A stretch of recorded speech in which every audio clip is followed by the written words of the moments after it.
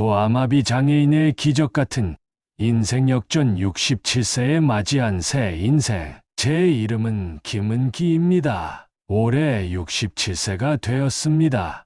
제 인생은 평탄하지만은 않았지만 그 속에서도 감사할 것들이 있었습니다.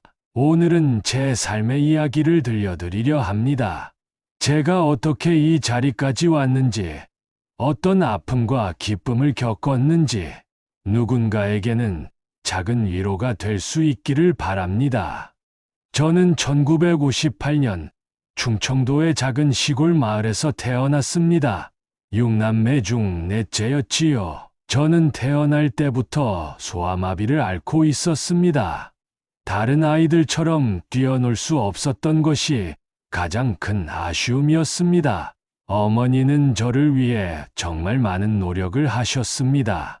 약을 구하러 먼 읍내까지 걸어가신 날도 많았고, 민간요법이라는 것은 다 시도해 보셨던 것 같습니다. 동네 무당을 불러 굿을 하신 적도 있었습니다. 하지만 제 다리는 나아지지 않았지요. 은기야, 너는 몸이 불편해도 머리는 누구보다 좋으니 공부를 열심히 해야 한다. 라고 어머니는 자주 말씀하셨습니다. 그 말씀을 가슴에 새기며 학교에 다녔습니다. 비가 오나 눈이 오나 지팡이를 짚고 학교에 갔습니다. 다리가 불편해도 시골에서 고등학교까지 졸업했다는 것이 지금 생각해보면 작은 기적 같습니다. 고등학교를 졸업하고 더 넓은 세상을 보고 싶었습니다. 시골에서는 장애인인 제가 할 수 있는 일이 너무 제한적이었습니다. 그래서 무작정 서울로 올라왔습니다. 70년대 후반, 장애인에 대한 인식은 지금보다 훨씬 부족했습니다. 취업의 문은 좁았고 사회의 시선은 차가웠습니다. 여러 직업을 알아보던 중 금은세공 기술을 배울 기회가 생겼습니다. 앉아서 할 수 있는 일이었기에 제게는 최선의 선택이었습니다. 스승님은 엄격하셨지만 기술을 하나하나 정성껏 가르쳐 주셨습니다. 은기야, 너는 손이 섬세하니 좋은 기술자가 될 거야. 라고 스승님이 말씀하셨습니다. 그 말에 힘을 얻어 열심히 배웠고 5년 후에는 수원의 작은 금은방을 열 수 있었습니다. 가게 문을 처음 열던 날 가슴이 떨렸습니다.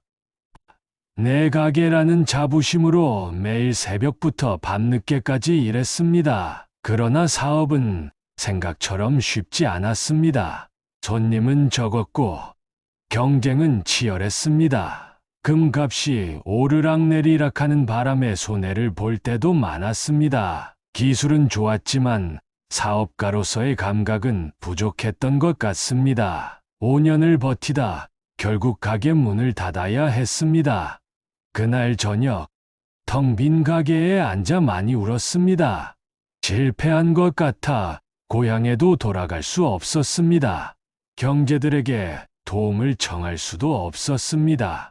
그들도 각자의 가정을 꾸리느라 바빴기 때문입니다. 생계를 위해 공장에 취직했습니다. 전자제품 부품을 조립하는 일이었습니다. 야간 근무가 많았지만 마다하지 않았습니다. 다른 사람들이 꺼리는 시간이었기에 오히려 저에게는 기회였습니다. 김 씨는 꼼꼼하고 책임감이 강해서 야간 작업장을 맡기면 마음이 놓인다 라고 공장장이 말했습니다. 그 말이 자존심을 세워주었고 더 열심히 일할 수 있는 원동력이 되었습니다. 매달 월급을 받으면 대부분을 저축했습니다. 언젠가는 내 집을 마련하자는 목표가 있었기 때문입니다. 밤낮 없이 10년을 일한 끝에 드디어 작은 아파트를 장만할 수 있었습니다. 비싼 집은 아니었지만 제 이름으로 된 1억 남짓한 소중한 보금자리였습니다. 집 열쇠를 처음 받던 날 아무도 없는 빈 방에 앉아 한참을 울었습니다. 기쁨의 눈물이었습니다. 장애를 가진 시골 소년이 서울에서 자기 집을 마련했다는 것이 믿기지 않았습니다. 주변의 시선과 편견에도 불구하고 제 삶을 포기하지 않았던 저 자신이 자랑스러웠습니다. 55세, 대부분의 사람들이 은퇴를 준비할 나이에 제 인생에 큰 변화가 찾아왔습니다. 김은희 씨를 만난 것입니다. 그녀는 재혼이었고 이미 2자녀가 있었습니다. 큰딸은 전라도에서 결혼해 살고 있었고 30살 된 아들은 함께 살게 되었습니다. 처음 은희 씨를 만났을 때 그녀의 밝은 웃음이 좋았습니다. 대화가 잘 통했고 제가 장애가 있다는 사실도 크게 신경 쓰지 않는 듯 했습니다. 결혼을 결심하기까지는 오래 걸리지 않았습니다. 은기 씨, 당신과 함께라면 행복할 것 같아요. 라고 은희 씨가 말했습니다. 그 말에 가슴이 뛰었습니다. 나이 50이 넘어 처음으로 사랑이라는 감정을 느꼈습니다. 결혼 후 세상이 달라 보였습니다. 차도 샀고 은희 씨와 함께 전국을 여행했습니다. 절마다 유명한 관광지를 다니며 사진도 많이 찍었습니다. 저녁이면 셋이 둘러앉아 식사를 하고 텔레비전을 보며 웃었습니다. 가족이라는 따뜻함을 처음으로 느꼈습니다. 아버지, 이거 드셔보세요. 라고 은희 씨의 아들이 처음으로 저를 아버지라고 불렀을 때 눈물이 날 뻔했습니다. 비록 혈연은 아니었지만 가족이 된다는 것이 이런 느낌이구나 싶었습니다. 은기, 그러나 행복은 오래가지 않았습니다. 시간이 지날수록 은희 씨의 소비 습관이 문제가 되기 시작했습니다. 고향에 가서 제 형제들에게 대접을 받고 싶어 했고 자꾸 비싼 물건을 사고 싶어 했습니다. 여보, 우리 형편에 맞게 살아야 해요. 라고 조심스럽게 말했지만 은희 씨는 듣지 않았습니다. 오히려 당신 형제들은 왜 그렇게 인색해? 우리를 무시하는 거야. 라며 화를 냈습니다. 점점 형제들과의 관계도 소원해졌습니다. 특히 형수님들이 은희 씨를 좋아하지 않았고 조카들도 불편해했습니다. 명절에 고향에 가는 것도 부담스러워졌습니다. 그리고 저는 나이가 들면서 체력적 한계를 느끼기 시작했습니다. 60세가 넘어가자 야간 근무가 너무 힘들어졌습니다. 온몸이 아프고 특히 다리 통증이 심해졌습니다. 일을 그만두고 싶었지만 은희 씨의 지출 때문에 쉽게 결정할 수 없었습니다. 여보, 이제 나이도 있고 건강도 안 좋으니 일을 좀 줄이고 싶어요. 은희 씨는 울면서 저에게 그러더라고요. 라고 했습니다. 그 눈물에 마음이 약해져 계속 일을 했습니다. 3년이 더 지나고 결국 몸이 한계에 다다랐습니다. 심한 폐렴으로 일을 그만둘 수밖에 없었습니다. 그러자 은희 씨의 태도가 급격히 변했습니다. 집에 있는 시간이 줄었고 연락도 잘 되지 않았습니다. 여보, 집을 내 이름으로 해줘요. 내가 당신을 끝까지 돌볼 테니까. 은희 씨의 당당한 요구에 기가 막혔습니다. 불안했지만 가족을 잃고 싶지 않은 마음에 결국 집 명의를 이전해 주었습니다.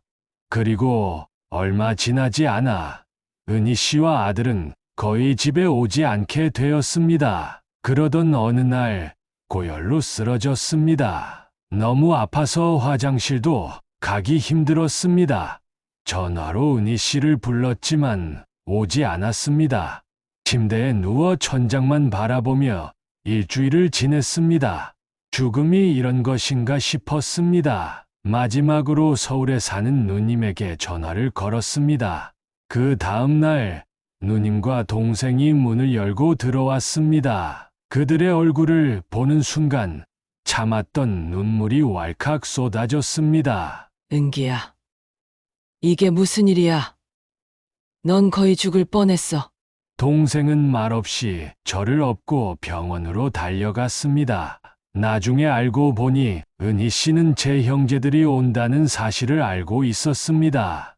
어떻게 알았는지는 모르겠지만 저를 지켜보고 있었던 것 같습니다. 제가 아픈 것도 알면서 방치했다는 생각에 너무 서러웠습니다. 병원에서 치료를 받으며 억울한 마음에 형에게 모든 이야기를 털어놓았습니다. 그런 사람에게 집까지 줬다니 정말 어리석었구나. 하지만 저를 책망하기보다는 해결책을 찾아주었습니다. 형이 아는 변호사를 통해 은희 씨를 만났습니다. 처음에는 완강하게 거부했지만 형이 고소하지는 않겠지만 명의를 돌려주지 않으면 법적 조치를 취하겠다. 알았어요. 진명에 돌려놓을게요. 고소는 하지 마세요. 저는 2달 동안 병원 신세를 졌습니다. 퇴원 후에는 누님과 동생이 사는 동네 근처 작은 월세방으로 이사했습니다. 지하였지만 그래도 살아있다는 것에 감사했습니다. 신체적으로는 조금씩 회복되었지만 마음의 상처는 쉽게 아물지 않았습니다. 술을 많이 마시게 되었고 우울함에 빠졌습니다. 누님이, 은기야. 이제 그만 마셔.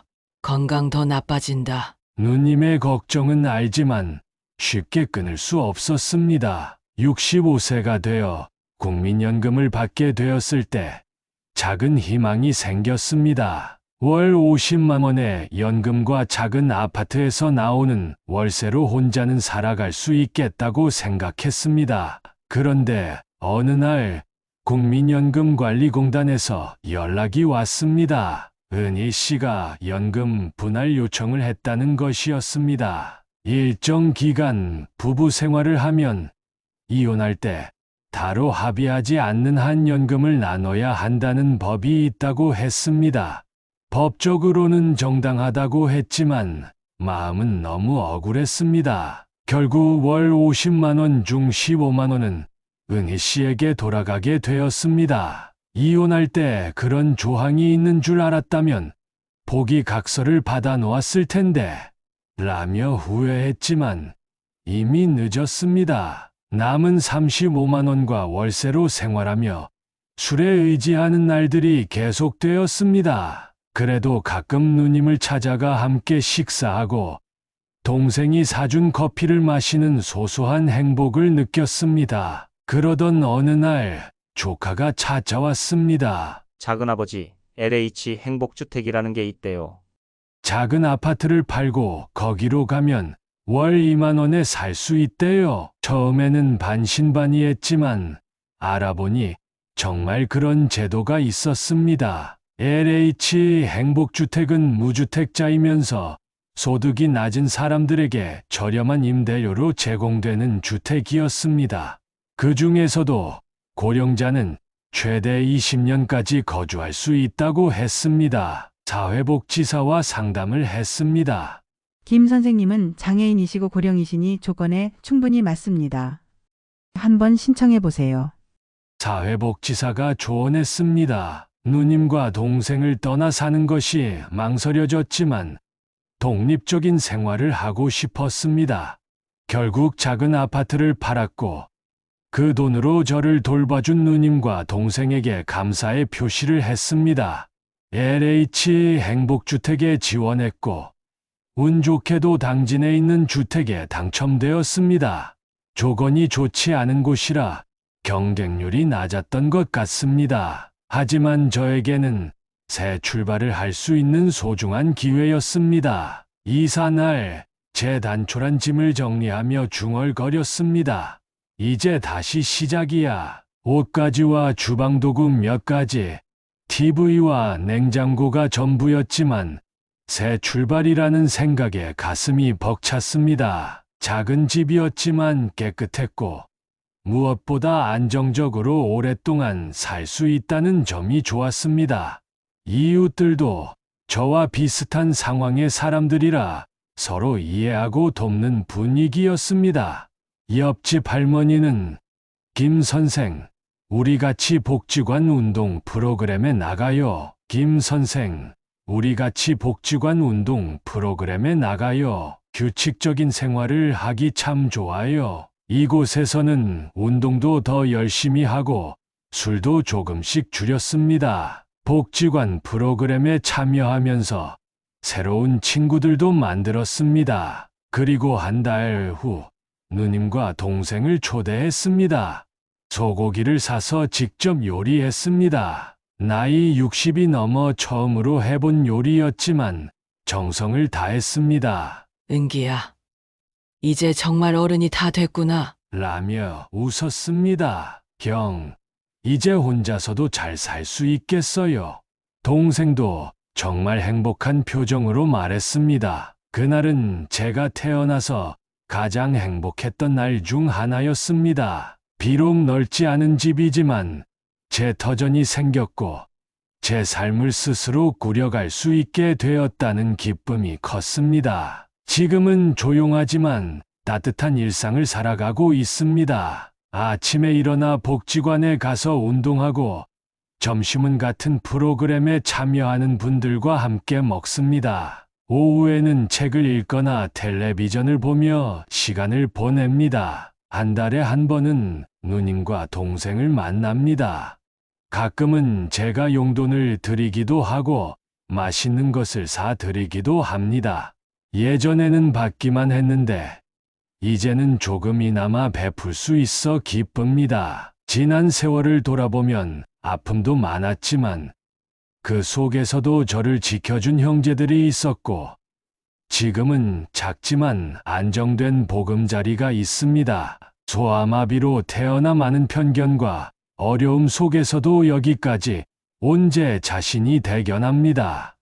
앞으로도 건강이 허락하는 한 감사하며 살아가려 합니다. 제 이야기가 비슷한 상황에 있는 분들에게 작은 희망이 되었으면 합니다. 인생은 때로 우리를 넘어뜨리지만 다시 일어설 용기만 있다면 언제든 새로운 시작이 기다리고 있다는 것을 저는 67년의 삶을 통해 배웠습니다. 김은기 씨는 소아마비를 가지고 태어나 평생 차별과 배신을 경험하고도 포기하지 않은 그의 용기에서 우리 모두 희망을 배울 수 있었습니다. 여러분의 인생에도 어떤 어려움이 있더라도 다시 일어설 용기가 있다면 새로운 시작은 언제나 가능하다는 것을 기억하셨으면 합니다. 이런 감동적인 실화와 희망의 메시지를 더 많은 분들과 나누고 싶으시다면 지금 좋아요와 구독하기 버튼을 눌러주세요. 알림 설정도 잊지 마시고요. 여러분의 작은 응원이 저희에게는 큰 힘이 됩니다. 다음 영상에서는 또 다른 감동적인 이야기로 찾아뵙겠습니다. 감사합니다.